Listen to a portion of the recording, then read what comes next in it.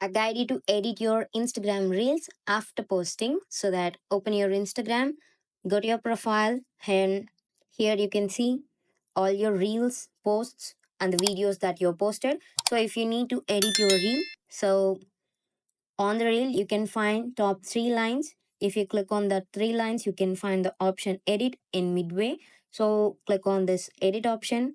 Here you can tag people, add location, you can have advanced settings like you can add captions also, and here you can even edit the profile image or the cover photo of the reel. So you can add from camera roll and click on done. Here see, you can't change the music or the song that you have selected for that reel. So make sure you select the correct song for posting, and after posting you can change the music. So these are the things you can edit after posting. Thank you.